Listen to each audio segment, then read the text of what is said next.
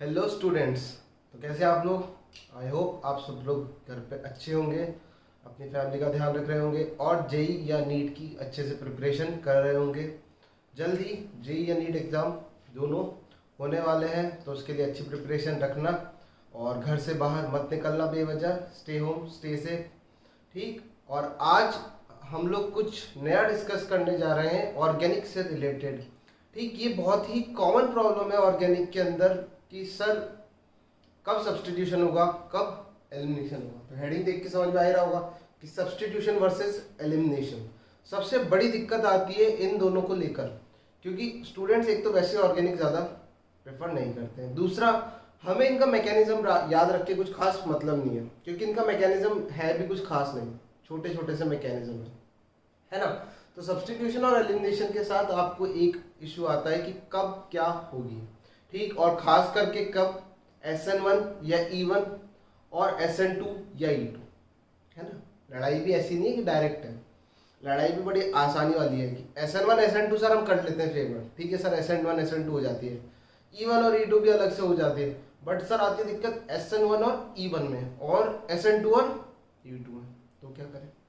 तो चलो एक एक करके देखते हैं कि यार कौन सी रिएक्शन की क्या कंडीशंस है, कौन सी चीज़ें कब फेवर होती है। विद एग्जांपल्स देखेंगे तो विजिबिलिटी और क्लैरिटी आएगी।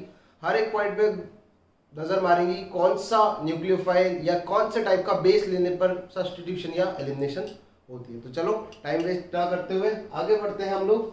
सबसे फर्स्ट देखते हैं हम लोग, पहले हम लोग देख लेते हैं SN1।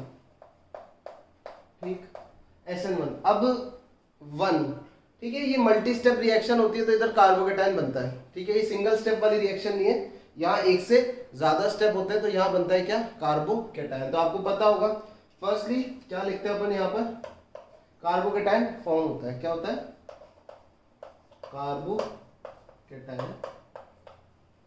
फॉर्म। ठीक, शॉर्ट में लिखेंगे बड़ी फटाफट फटाफट से। तो पहला पॉइंट आता है कार्बोकेटाइन फॉर्म, और अगर कार्बोकेटाइन बन रहा है तो इसके साथ रीअरेंजमेंट के भी चांस हो सकते हैं। कार्बोकेटाइन बन रहा है तो रीअरेंजमेंट के साथ भी चांस हो सकते हैं। इसके अलावा अगर बात करी जाए तो रिएक्टिविटी की अगर बात करें, कार्बोकेटाइन बन रहा है तो 3 डिग्री या फिर 3 डिग्री के लिए अपन 3 डिग्री से ज्यादा अपन लिख सकते हैं क्या, कि आपके पास बेंजाइलिक, फिर उसके बाद अलाइलिक, बेंजाइलिक अलाइलिक, और उसके बाद आएगा हमारे पास फिर then 3 degree, then 2 degree, then 1 degree.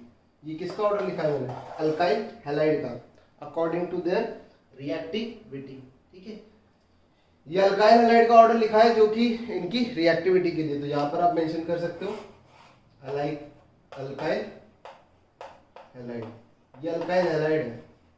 ठीक है, ये अल्काइल हैलाइड की रिएक्टिविटी का ऑर्डर सबसे तेज होता है, बेंजाइलिक देन होता है अलाइलिक, देन 3 डिग्री, 2 डिग्री और 1 डिग्री। और अगर आपको ये नहीं पता रहता है कि बेंजाइलिक कैसा दिखता है, तो ये होता है आपका बेंजाइलिक CH2X। ठीक, और अलाइलिक कैसा होता है? अलाइलिक होता है ये CH2 double bond CH CH2X। This one is your allylic और ये होता है आपका बेंजाइलिक। तो पहला पॉइंट हो गया कार्बोकेटाइन, दूसरा हो गया रिएक्टिविटी, तीसरा हो गया, अरे सर पता है तो मैं भी लिख देता हूं, कौन सा न्यूक्लियोफाइल? हाँ, कैसा होना चाहिए? Weak nucleophile. कैसा होना चाहिए? Weak nucleophile. वीक न्यूक्लियोफाइल का मतलब क्या होता है? अरे वही वाले वीक न्यूक्लियोफाइल मतलब जिन पे नेगेटिव चार्ज ना हो, जनरली जिन पे नेगेटिव चार्ज ना हो। ऐसा ना हो कि I- रख दिया, ठीक है, I- रख दिया, O- रख दिया, नहीं नहीं नहीं, इतने खतरनाक। OH- रख दिया, ना ना ना, पाप कर दिया। ठीक, तो वीक न्यूक्लियोफाइल का मतलब क्या होता है? वीक न्यूक्लियोफाइल मतलब न्यूट्रल स्पीशीज होते हैं। H2O हो गया हमारे पास, और कौन हो जाता है? ठीक, H2O हो जाता है और ROH हो जाता है। ठीक है, ये हमारे पास किस में आते हैं? वीक न्यूक्लियोफाइल में कंसिडर कर सकते हैं। चलो अगला देखते हैं पॉइंट इसी से रिलेटेड, जो अगला आता है सॉल्वेंट की बात कर लें तो पोलर, अगर बात करें तो पोलर प्रोटिक सॉल्वेंट। सॉल्वेंट कैसा होना चाहिए यार? पोलर प्रोटिक होना चाहिए। सॉल्वेंट कैसा होना चाहिए? पोलर प्रोटीन होना चाहिए। ठीक, इसके अलावा बहुत सारी चीजें और हैं जहां पर आपको कार्बोकेटाइन बनने को देखने को मिलता है। अगर मैं लिखना चाहूं, यहाँ लिख देते, और भी है न्यूक्लियोफाइल के कुछ खास वेरिएंट। ठीक, उसमें एक आता है आपका एक्वस Ag2O, ये हमेशा SN1 फेवर करता है। ठीक, अगर टेम्परेचर हाई होगा तो एलिमिनेशन चल जाएगा, अदरवाइज SN1 फेवर होता है। ठीक, तो एक्वस Ag2O। इसी से रिलेटेड एक और है, that is your aqueous AgNO3। अगर ये दोनों आपको कहीं पे भी मिलते हैं तो आपको हमेशा क्या कराना है, SN1 कराना है। कभी कभार आपने क्वेश्चन देखा होगा, GOC के अंदर देखने को मिलता है। ठीक, GOC में देखने को मिलता है इस तरीके का कि आपके पास ऐसा दे रखा है ना, यहाँ लगा दिया ब्रोमीन और इसको डाल दिया एक्वस AgNO3 से, और यहाँ बना दिया कोई कंपाउंड, लेट सपोज करो B। तो B के बारे में पूछते थे कि B क्या होता है, एरोमेटिक होगा या नहीं होगा, स्टेबल होगा या नहीं होगा। ठीक, इस टाइप के क्वेश्चन पूछे जाते हैं। तो बेसिकली एक्वस AgNO3 की प्रेजेंस में होगा क्या ना, यहाँ से ये बॉन्ड टूटेगा, ब्रोमीन इलेक्ट्रॉन लेके भग जाएगा और क्या बना जाएगा, कार्बोकेटाइन। अब यहाँ पर देख लेंगे कि एक एरोमेटिक कंपाउंड है, और भी बहुत सारी बातें। तो ध्यान रखना, एक्वस AgNO3 की खासियत होती है क्या, एक्वस AgNO3 की खासियत होती है क्या, कि ये एक कार्बोकेटाइन बनाने का स्पेशलिस्ट है। क्या करता है, ये हमेशा कार्बोकेटाइन फेवर करेगा ही करेगा। चलो, अच्छी बात है। और कोई रिएजेंट याद आ रहा है क्या, और कोई रिएजेंट? नहीं, फिलहाल इतने ही थे। तो चलो एक एग्जांपल देखते हैं। एग्जांपल है हमारे पास, यहां पर हमारे पास लगा हुआ C। ठीक, तो 2 डिग्री 3 डिग्री दोनों पर ही SN1 फेवर्ड होती है, बट 1 डिग्री पर SN1 फेवर नहीं होती है अनटिल एंड अनलेस वो 1 डिग्री अलाइलिक या बेंजाइलिक ना हो। ठीक है, जैसे ये वाला है तो ये भी 1 डिग्री और ये भी 1 डिग्री है, बट ये दोनों बेंजाइलिक और अलाइलिक है, तो ये दोनों फेवर करेंगे। जैसे ये ले लिया और इसके साथ डाल दिया पानी, क्या डाल दिया, पानी। जनरली यहाँ पर एसीटोन भी रखा जाता है। ठीक है, अब जो हमारा सॉल्वेंट है वही किसकी तरह काम कर जाए, न्यूक्लियोफाइल की तरह काम कर जाए। ठीक, साथ में हम लोग एसीटोन रखते हैं क्योंकि इस टाइप की स्पीशीज को एसीटोन वो करता है, क्या बोलते हैं, डिसॉल्व करता है। ठीक है, तो हमें जरूरत पड़ती है, बट फिलहाल उस चीज को रहना तो लिखा हुआ नहीं भी होता है। H2O रखा है। अब देखो कंडीशन क्या क्या हो सकती थी, या तो एलिमिनेशन हो या फिर सब्सटीट्यूशन हो। एलिमिनेशन के लिए एक खास बात है, दैट इज टेम्परेचर हाई होना चाहिए, है ना, या फिर हीट का सिंबल बनाना चाहिए। तो अब देखो यहां पर क्या होगी, this is your 3 degree alkyl halide, ये 3 डिग्री है ना, 3 डिग्री है, तो क्या होगा, ये निकल जाएगा यहां से और बन जाएगा इस तरीके का, यहाँ आ जाएगा प्लस का चार्ज, क्या आ जाएगा, प्लस का चार्ज आ जाएगा। और प्लस का चार्ज अगर आ गया, बस फिर क्या करना है, फिर तो चिपका देना है, क्या, H2O चिपका देना है, ये लो, क्योंकि रीअरेंजमेंट अपना होने वाला नहीं है, सबसे ज्यादा स्टेबल है तो ये होगी, है ना। इसी के जैसा अगर एक आधा एग्जांपल और देखें, तो अगर लेट सपोज करो यहाँ पर CH2Cl है और यहाँ डाल दिया H2, क्या डाल दिया, H2 डाल दिया। अब क्या करेंगे, कुछ नहीं करना है, बस सिंपली वही कर देना, CH2 और OH। क्यों, पहली बात तो यहाँ पर चाहे आप SN1 कराओ चाहे SN2 कराओ कोई फर्क नहीं पड़ना, दोनों का प्रोडक्ट क्या होगा, सेम होगा। तो इस जगह पर और इसी तरीके से आप अलाइलिक में अगर दोनों जगह SN1 SN2 कराते हो तो कोई डिफरेंस नहीं आने वाला, दोनों का प्रोडक्ट क्या होगा, सेम होगा। बात समझ आ गई। तो पहला तो था SN1 से रिलेटेड ये वाली सारी चीजें, शॉर्ट में यही समझ में आएगा अपने को कि भैया पहले तो कार्बोकेटाइन बनता है। ठीक, उसके बाद अपन रेट देख सकते हैं, कंडीशन फेवर कौन कौन सी करती है, ये वाली सबको पता होती है, ये वाली स्किप हो जाती है, इनको ध्यान रखना। ठीक है, ये वाली स्किप हो जाती है, और फिर एक आधा क्वेश्चन। बात समझ में आ गई। चलो आगे बढ़ते हैं, अगली आती है हमारे पास SN2, अगली आती है SN2, यहाँ से इसको हटाते हैं।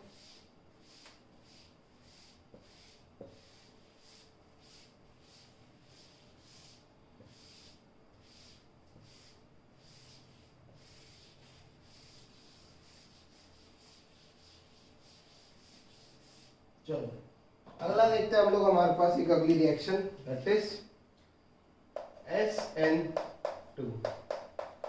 तो ये जो 2 होता है वो किसके लिए होता है? हाँ, रेट लॉ के अंदर अगर आप देखोगे तो ये बायोमोलिकुलर होती है। रेट लॉ के अंदर दो चीजें लिखते हैं अपन, रिएक्टेंट और न्यूक्लियोफाइल, दोनों का कंसंट्रेशन। तो ये दो उसका होता है, ठीक है, मॉलिक्यूलैरिटी का होता है। SN2 होती है तो लिखने की जरूरत नहीं, कार्बोकेटायन बनता है, ठीक है। इधर ट्रांजिशन स्टेट बनती है डायरेक्टली।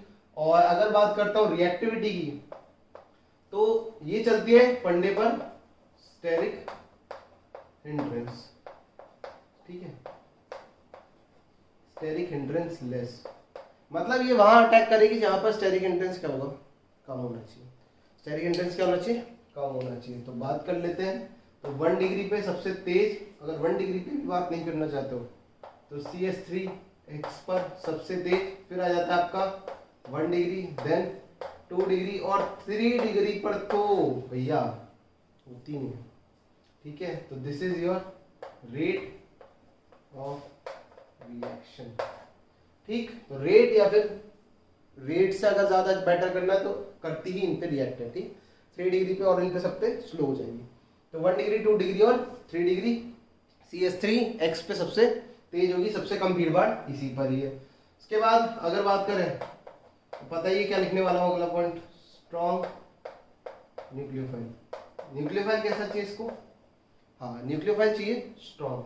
स्ट्रॉन्ग न्यूक्लियोफाइल का मतलब क्या होता है, नेगेटिवली चार्ज स्पीशीज, ठीक है, नेगेटिवली चार्ज स्पीशीज हो गई, जैसे कि हमारे पास हो जाता है I- हो जाता है, ठीक।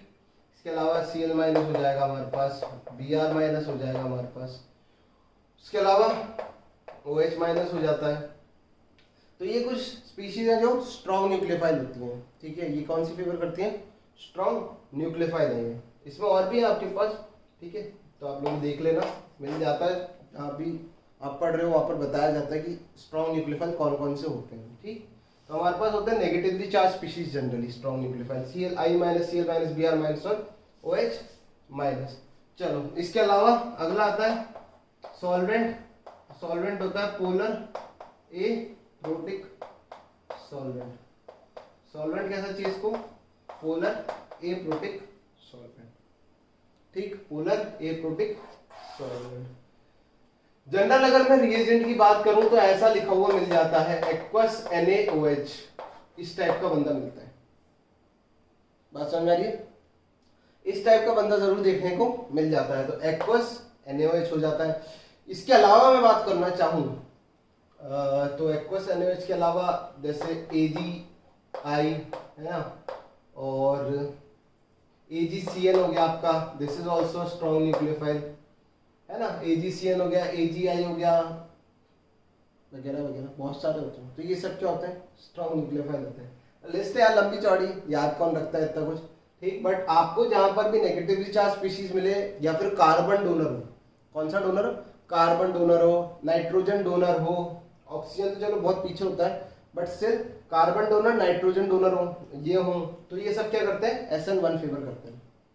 तो SN1 के लिए मैं एक बार अल्काइल हैलाइड का भी पॉइंट लूंगा, SN2 के लिए, सॉरी SN2 फेवर करेंगे, और SN2 के लिए मैं 2 टाइप के क्वेश्चंस लूंगा, ठीक। अब बात कर लेते हैं हम लोग किसकी, एग्जाम्पल की, वो जरूरी है, इसी से तो होगा, ठीक। तो एग्जाम्पल के लिए हम लोग ले लेते हैं, अच्छा सॉल्वेंट में पोलर अप्रोटिक सॉल्वेंट, एग्जाम्पल लिख देता हूँ यहाँ पर।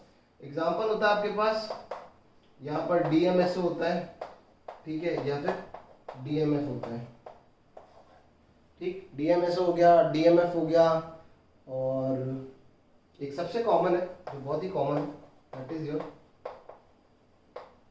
एसीटोन। यहाँ पर AgI की जगह आप ले लो NaI, ठीक है, AgCN भी हो सकता है, और AgCN हो गया। उसके अलावा अगर मैं बात करना चाहूँ तो इससे रिलेटेड एक क्वेश्चन है इंपॉर्टेंट, वो देखिए। तो यहाँ पर हमारे पास ये सारे न्यूक्लियोफाइल होते हैं और ये हमारे पास सॉल्वेंट होते हैं, ठीक है। इसके अलावा एक एसीटोन भी देखने को मिलता है। चलो एग्जांपल देखते हैं। तो यहाँ लगा दिया आपने क्लोरीन और डाल दिया क्या, NaI, और साथ ही साथ में एसीटोन। जरूरी नहीं एसीटोन ऐसा लिखा हुआ हो, डायरेक्ट फोटो भी बना रखी हो सकती, तो आपको देखना पड़ेगा, ठीक। ये वैसे देखी जाए तो कौन सी रिएक्शन है, ये होती है फिंकलस्टीन रिएक्शन, है ना। कौन सी रिएक्शन होती है, फिंकलस्टीन रिएक्शन होती है। एक होती है शॉर्ट्स, एक होती है फिंकलस्टीन। हैलोजन एक्सचेंज रिएक्शन होती है, तो वो एनसीईआरटी में दे रखी है। डायरेक्टली क्या होने वाला है, Cl यहाँ से हटेगा और I यहाँ पर आ जाएगा। अगर बात करते हैं स्टीरियो केमिस्ट्री की, तो इसको हटाते हैं। मान लो अगर क्लोरीन कहाँ था, बट फिलहाल के लिए यहाँ पर स्टीरियो केमिस्ट्री ना लगाए, वो कायरल कार्बन नहीं है, ठीक है, कायरल कार्बन होगा तब लगाते हैं। जैसे लेट सपोज करो यहाँ पर है Cl और इसको ऐसा लंबा कर दो ताकि कायरल कार्बन हो, ठीक है। तो यहाँ पर अगर Cl इस तरीके से, तो स्टीरियो केमिस्ट्री क्या होती है, यहाँ पर इन्वर्ट हो जाती है। SN1 के केस में हमें रेसिमिक प्रोडक्ट देखने को मिलता है, रेसिमिक मिक्सचर, उसमें भी more of the inverted product देखने को मिलता है ना। वहां पर बोलते हैं ऐसा है कि रेसिमिक मिक्सचर मिलता है, but more of the inversion वाला प्रोडक्ट होता है। मतलब रेसिमिक का मतलब क्या है, रेसिमिक में R और S, लेट सपोज करो आप R लेके चले थे, तो रेसिमिक में हमें क्या मिल जाएगा, R और S दोनों, ठीक। तो ये SN1 के हिसाब से होता है, बट जो एक्सपेरिमेंटली देखा जाता है तो इन्वर्टेड वाला प्रोडक्ट यानी कि S फॉर्म क्या होगी, ज्यादा होगी, S फॉर्म क्या होगी, ज्यादा होगी। बट ऐसा बोलते नहीं है, अपन पढ़ने के लिए रेसिमिक मिक्सचर लिखते हैं, ठीक है। हम लोग बोलते हैं कि रेसिमिक मिक्सचर ही बनेगा, ठीक। बट एक्सपेरिमेंटली ज्यादा S फॉर्म आती है और उस पर बेस कुछ क्वेश्चंस भी देखने को मिलते हैं, ठीक। तो इसको हटाते हैं यहाँ से। तो ये फालतू की बात आ गई थी, एक और फालतू की काम की बात थी, बट फिलहाल रहेगी। तो अब देखते हैं यहाँ पर क्या देखते हैं, प्रोडक्ट। तो हमें पता है कि यहाँ पर क्या होता है, बैक साइड अटैक होता है। तो Cl अगर कहाँ पर है, बेंच पर है, तो जो आयोडीन आएगा वो कहाँ चल जाएगा, हाँ कहाँ चल जाएगा, डैश पर चल जाएगा। कार्बोकेटायन बनता नहीं है तो रीअरेंजमेंट का तो सवाल उठता ही नहीं है। तो एक टाइप का क्वेश्चन तो ये हो गया। इसके अलावा अगर आपको देखना है तो फालतू फालतू से क्वेश्चन है, आप यहाँ देख लो।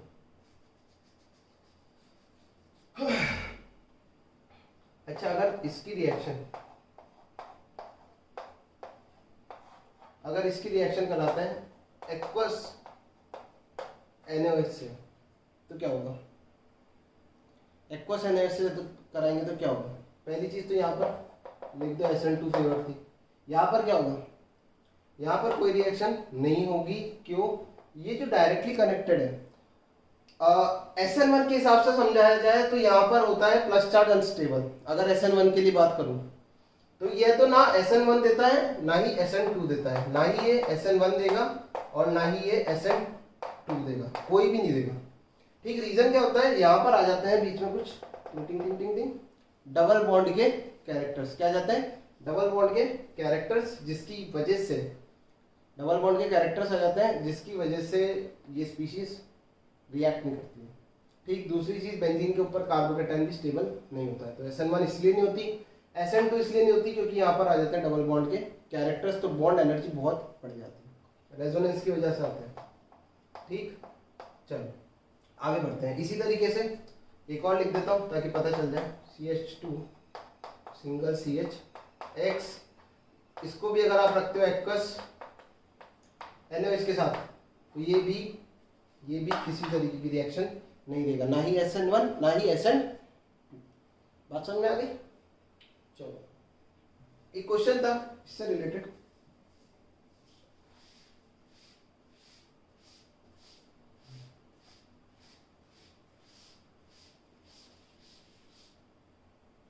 ठीक है, तो बताना आप लोग।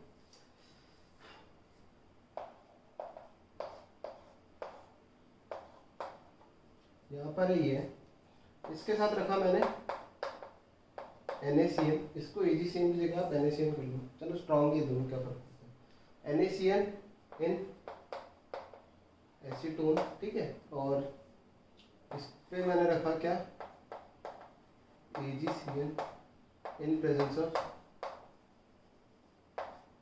एसीटोन। तो बताओगे क्या होगा इसका आंसर, वीडियो को पॉज मारो और आंसर बताओ जल्दी से, ठीक। तो आप लोगों ने सॉल्व कर लिया होगा, मैं बताता हूँ आंसर।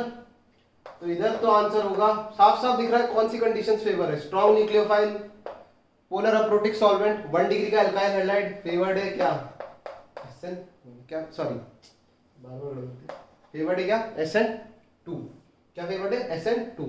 तो क्लोरीन हटेगा और क्या आ जाएगा यहाँ पर, साइनाइड आ जाएगा। क्या आ जाएगा, क्लोरीन हटेगा और साइनाइड आ जाएगा। ठीक। अच्छा, वहां पर जो AgOH लिखा था एक्वस, एक्वस Ag2O, ये एक्वस नहीं होता है, यहाँ पर एक्वस की जगह लिखा रहता है मॉइस्ट। सॉरी, वहां पर चेंज कर लेना। जो SN1 में लिखा था एक्वस Ag2 नहीं होता है, वो मॉइस्ट होता है। मॉइस्ट का मतलब भी पानी आया था थोड़ा बहुत, ठीक है, तो वहां पर मॉइस्ट कर लेना।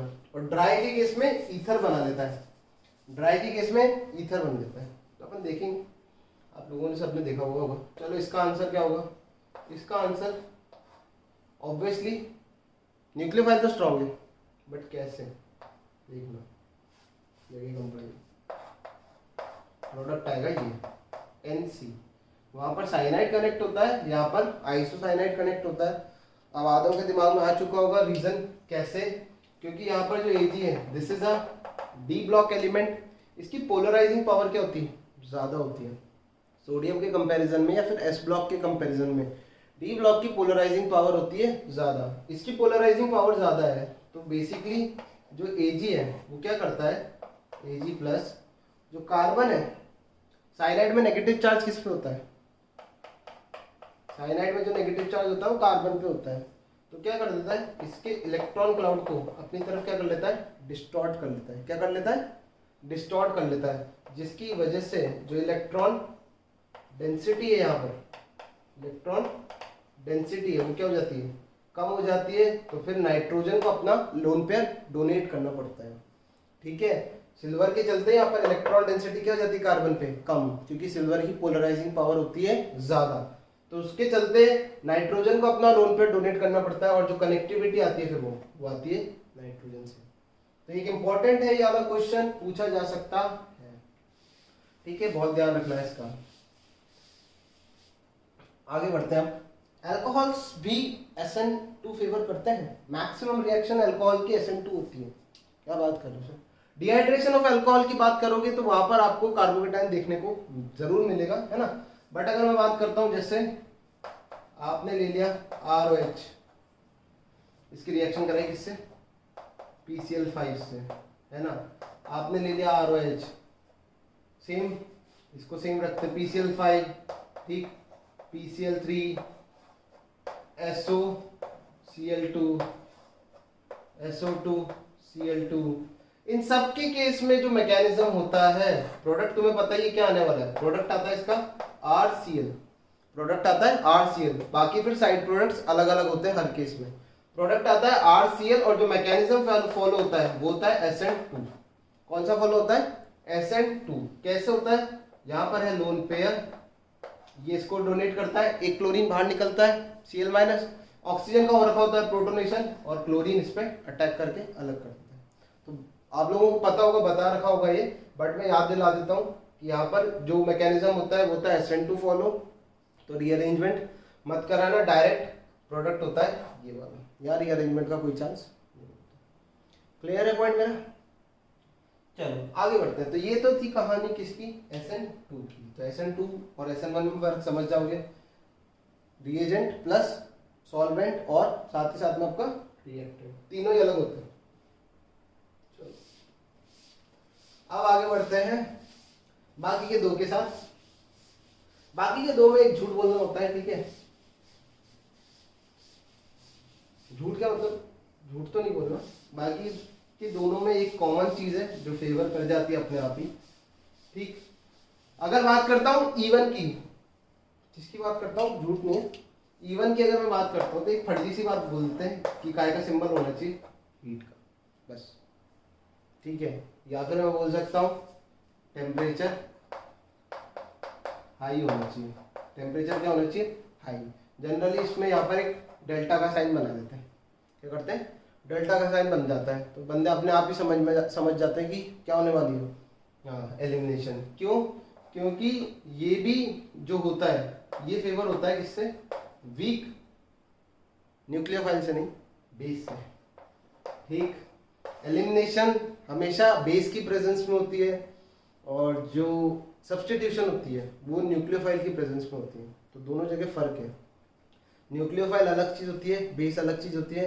कभी कभार दोनों देखने को मिलता है कि एट द टाइम सेम काम कर रहे हैं, बट यहाँ पर काम करता है वीक बेस। वीक बेस जैसे हो सकता है आपका ROH हो सकता है ना, क्या हो सकता है, ROH हो सकता है। जनरली हम लोग अल्कोहल को ही वीक बेस रखते हैं। ठीक, सॉल्वेंट वॉल्वेंट की बात भूल जाओ, यही सॉल्वेंट है।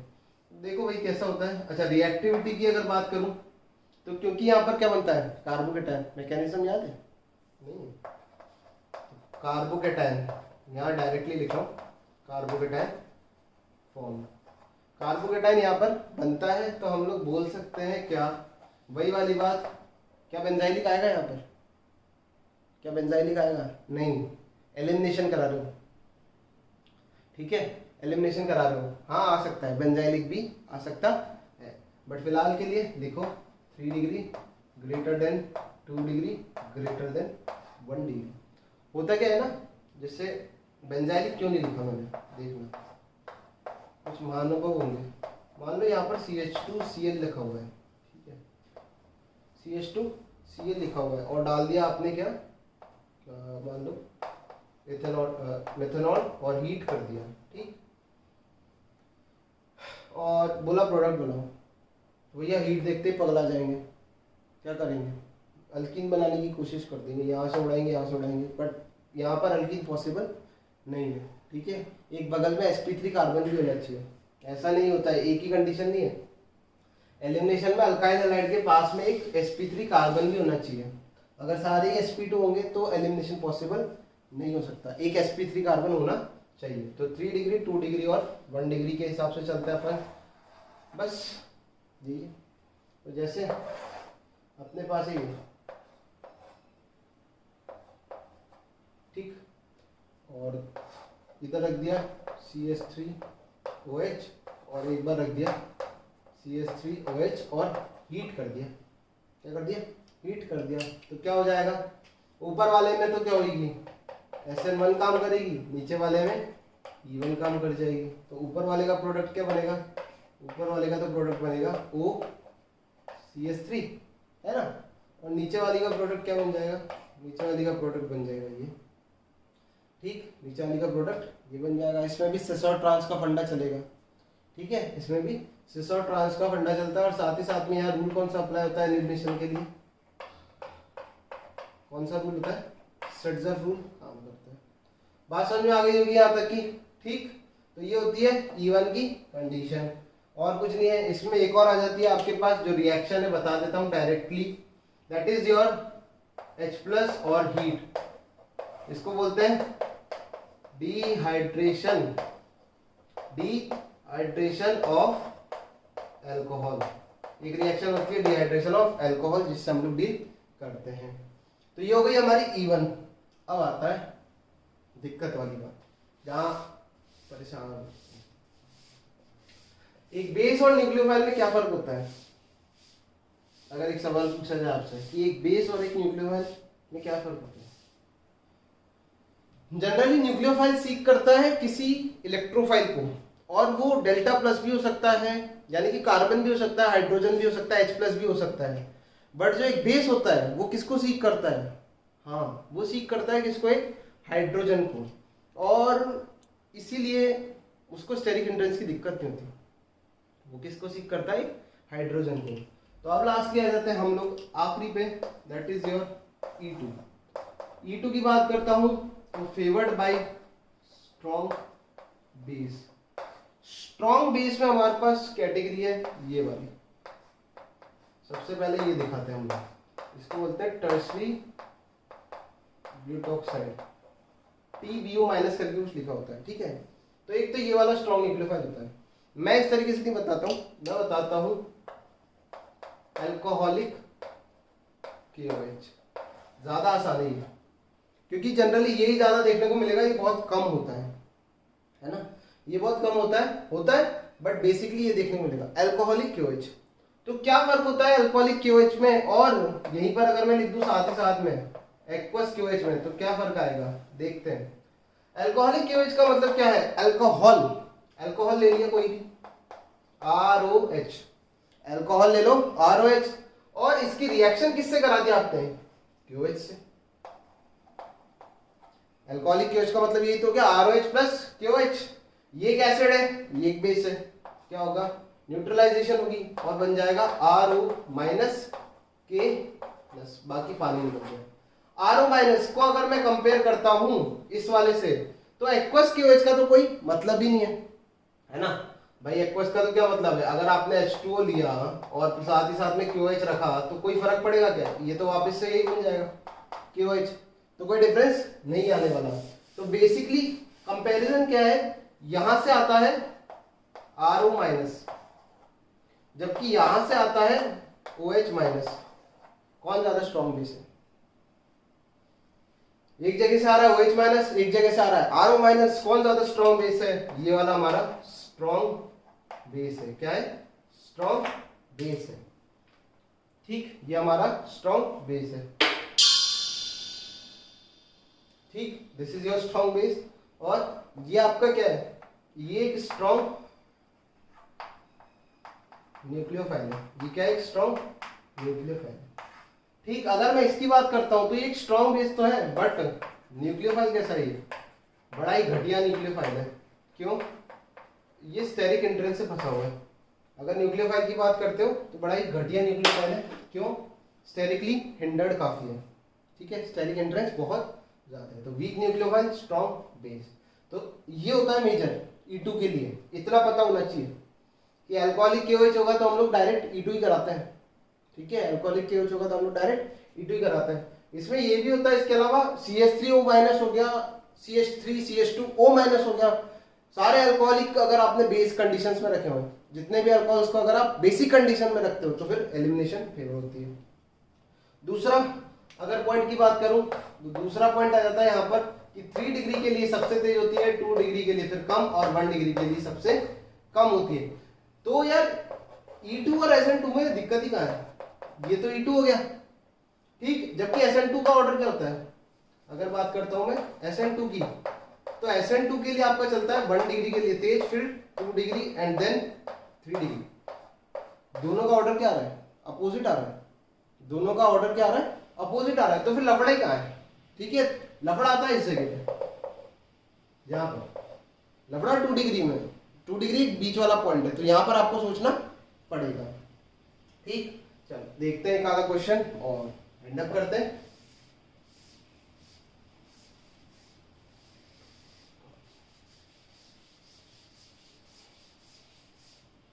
बात कर लेते हैं E2 की। तो देखो E2 के लिए आप ले लो, लेट सपोज करो यहाँ ले लिया Cl, ठीक। तो कंडीशन क्या है, एक बार रखा एक्वस NaOH या फिर एक्वस KOH, और एक बार रख दिया मैंने, एक बार क्या रख दिया मैंने, रख दिया CH3O minus K plus in presence of CH3OH, ऐसा लिखा होता है। क्यों, वो ऑब्वियसली एसिड बेस रिएक्शन होती है ना, तो उसमें बच जाएगा थोड़ा बहुत, इसीलिए, ठीक है, सॉल्वेंट का भी काम करेगा नहीं, तो एसिड बेस रिएक्शन में सॉल्वेंट का भी काम करते हैं। तो यहाँ पर होगी कौन सी रिएक्शन आपकी, यहाँ होगी आपकी E2 रिएक्शन, जबकि यहाँ क्या होगी आपकी, यहाँ होगी SN2 रिएक्शन, ठीक। इधर न्यूक्लियोफाइल है OH माइनस, तो लगा दो चुपचाप से इधर OH, जबकि अगर इधर बात करते हैं तो यहाँ होगा एलिमिनेशन। अच्छा, बेस क्या सीख करता है, बेस सीख करता है हाइड्रोजन। बेस किसको ढूंढता है, हाइड्रोजन को। तो हाइड्रोजन कहां से निकालेगा, जो ज्यादा एसिडिक होगा, हाइड्रोजन वहां से निकलेगा जो ज्यादा एसिडिक होगा। फिलहाल दोनों एक जैसे ही हैं, तो यहां से हाइड्रोजन लेके जाएगा, ये कन्वर्ट हो जाएगा किसमें, पाई में, और ये भाई साहब बाहर निकल जाएंगे, तो प्रोडक्ट बन जाएगा आपका, तो ये E2 का प्रोडक्ट हो गया। अब देख लो कंडीशंस क्या है, अगर इसको ऐसे नहीं देखना चाहते तो this is also equivalent to, ऐसा भी लिखा रख सकता था, क्या बोल सकते हो आप, अल्कोहलिक KOH लिख रखा हो डायरेक्टली, और नीचे हीट कर रखा हो, ठीक है। इसके केस में हीटिंग की इतनी ज्यादा जरूरत नहीं पड़ती, यहाँ पर लिखा होता है वैसे, साथ में हीट का भी सिंबल होता है, तो यहाँ पर अल्कोहलिक KOH और हीट कर रखा हो तो भी क्या होगा, हाँ E2 ही बात समझ में आती है, तो भी E2 फेवर कर जाएगी, क्योंकि ये एक स्ट्रॉन्ग बेस है, जबकि ये क्या स्ट्रॉन्ग न्यूक्लियोफाइल है, ठीक। कंडीशंस पे भी डिपेंड करता है, ओके। तो ये होता है फर्क किसका, E2 और SN2 का। आई होप इसमें ज़्यादा कोई दिक्कत नहीं आती है। इसमें कुछ और चीज़ें होती हैं, जैसे कि अगर फ्लोरीन लगा हुआ है तो फिर आपका जो मेजर प्रोडक्ट होगा, जो फ्लोरीन लगा हुआ है तो मेजर प्रोडक्ट जो होगा आपका वो किससे बनता है, तो फिर वो बनता है हॉफमैन वाला। ठीक है, जनरली हम लोग कौन सा प्रोडक्ट बनाते हैं, मोर सब्सटीट्यूटेड अल्कीन यानी कि सेट्जेफ प्रोडक्ट। बट अगर आपका फ्लोरीन लगा हुआ है तो आपका बन जाता है लेस सब्सटीट्यूटेड। कौन सा, लेस सब्सटीट्यूटेड यानी कि हॉफमैन प्रोडक्ट बनता है। उसका लॉजिक होता है, ठीक है, बट आपको फिलहाल डिस्कस करने की जरूरत नहीं है। तो थोड़ी सी चीजें आप लोग अपने नोट्स में भी देखो, ध्यान रखो। तो ये होता है कंपैरिजन किसका, SN1, SN2, E1 और E2 का। SN2 का E2 से कंपैरिजन करोगे, पहली चीज तो रेट ही दोनों की क्या है, अलग अलग है। जो पॉइंट ऑफ कोलिजन आएगा वो किधर आएगा, 2 डिग्री पर। जो पॉइंट ऑफ कोलिजन आएगा वो किधर आएगा, 2 डिग्री पर। 1 डिग्री पर नहीं आएगा, ना ही 3 डिग्री पर आएगा। पॉइंट ऑफ कोलिजन आएगा 2 डिग्री पर। 2 डिग्री पर आएगा, आपको सिर्फ क्या देखना है कि अल्कोहलिक कंडीशंस में कौन रखा हुआ है, नॉर्मल एक्वस कंडीशंस में कौन रखा हुआ है। बात समझ में आ रही होगी, ठीक। चलो इसी साथ में मेरे को एक टॉपिक याद आता है, वो इंटरेस्ट दिक्कत देने वाला टॉपिक तो नहीं है, बट फिर भी देख लेते हैं। Substitution in case of ether. ठीक है, ईथर के केस में सब्स्टिट्यूशन किस तरीके से होता है ना, समझना। लेट सपोज करो हमारे पास एक ईथर है, R1O ये होता है ईथर, है ना। कंडीशन रखते हैं, R1 मान लो है आपका 3 डिग्री। R1 क्या है, जो R1 है वो आपका 3 डिग्री है, और R2 है हमारे पास 3 डिग्री, 2 डिग्री या फिर 1 डिग्री, कुछ भी हो सकता है। जनरली 3 डिग्री एक साथ नहीं होता है, 2 डिग्री या फिर 1 डिग्री। तो इस केस में जो क्या होता है, इस केस में जो सब्स्टिट्यूशन होगा वो मैकेनिज्म होगा हमारे पास SN1। यहाँ पर कार्बोकेटायन बनेगा, क्या करेगा, कार्बोकेटायन बनेगा। बात करते हैं अगर हम लोग, एक और केस ले लेता हूं, R1O R2, this is your case first, this is your case second. ठीक, केस सेकेंड है। तो मान लो ये या तो 2 डिग्री हो गया या फिर 1 डिग्री हो गया, और सामने वाला भी क्या हो गया, 2 डिग्री हो गया या फिर 1 डिग्री हो गया। तो इस केस में जो मैकेनिज्म फॉलो होगा वो कौन सा होगा, इस केस में जो मैकेनिज्म फॉलो होगा वो होगा SN2 का। कौन सा मैकेनिज्म फॉलो होगा, SN2 का। तो ध्यान रखना, कोई भी एक तरफ अगर 3 डिग्री आ गया तो SN1 का मैकेनिज्म फॉलो होता है। कोई भी एक तरफ अगर, दोनों तरफ अगर 2 डिग्री 1 डिग्री ये वाला कॉम्बिनेशन देखने को मिलता है तो कौन सा मैकेनिज्म फॉलो होगा, SN2 का। तो चलो एक आधा इस पे एग्जांपल देख लेते हैं, इसकी रिएक्शन किससे कराएं, HCl से करा दें, HCl से। चलो देखते हैं एग्जांपल। तो देखना पड़ेगा, CH3 CH2 CH3 CH CH3 और यहाँ रख दिया हमने O CH3। इसकी रिएक्शन कराई आपने HCl के साथ। ठीक है, HCl के साथ ही कराते हैं, है ना। HCl के साथ कराते हैं, HI के साथ करा लेते हैं, स्ट्रॉन्ग कंडीशन हो जाएगी और ज्यादा। ठीक है, HI के साथ, हाँ HI के साथ कराई तो अब क्या होगा यहाँ पर प्रोडक्ट देखो। अपने को पता है हाइड्रोजन एक के साथ जाएगा और आयोडीन एक के साथ जाएगा, यही फंडा है। एक हाइड्रोजन के साथ इसके पास या तो आयोडीन आएगा या फिर इसके पास आएगा। ठीक है, देख लेते हैं, चलो मैकेनिज्म देखते हैं। तो पहले वो वाली चीज स्पेसिफाई कर लेते हैं, कौन सी वाली चीज, ये कौन सा है, ये 2 डिग्री है ना, ये क्या है 2 डिग्री है, और ये क्या है भाई साहब, तो 1 डिग्री भी नहीं है ना, ये तो मिथाइल, ये सिर्फ 1 डिग्री भी नहीं है, ये तो मिथाइल है, इसकी तो कहानी खत्म, ये तो मिथाइल है। ठीक, मैकेनिज्म कैसा होगा देखो, ये लोन पेयर देगा इसको निकाल देगा बाहर, हाइड्रोजन एक से ज्यादा बॉन्ड नहीं बनाता। ठीक, तो ये बन जाएगा CH3 CH CH3 OH और CH3, यहाँ आ जाएगा प्लस का चार्ज। ठीक, यहाँ आ जाएगा प्लस का चार्ज। बाहर घूम रहा है कौन, बाहर घूम रहा है आई माइनस, क्योंकि यहाँ पर कार्बोकेटायन बनने का सवाल होता ही नहीं है। कौन सी फेवर्ड है? SN2। कौन सी फेवर्ड है?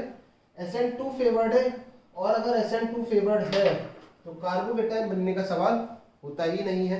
कार्बोकेटायन नहीं बनेगा तो आई माइनस अटैक करेगा। क्या करेगा? अटैक करेगा वाया SN2। SN2 होगी तो फिर तो आंसर कहाँ से निकालेंगे? भीड़ भाड़ से। आई माइनस कहाँ अटैक करेगा? जहां भीड़ भाड़ कम हो। करा अटैक इसने यहाँ पर, इसको कर देगा बाहर, तो बन जाएगा CH3 CH CH3 OH plus साथ ही साथ में CH3। आगे करते क्या है, इसको और ट्रीट कर देते हैं किससे?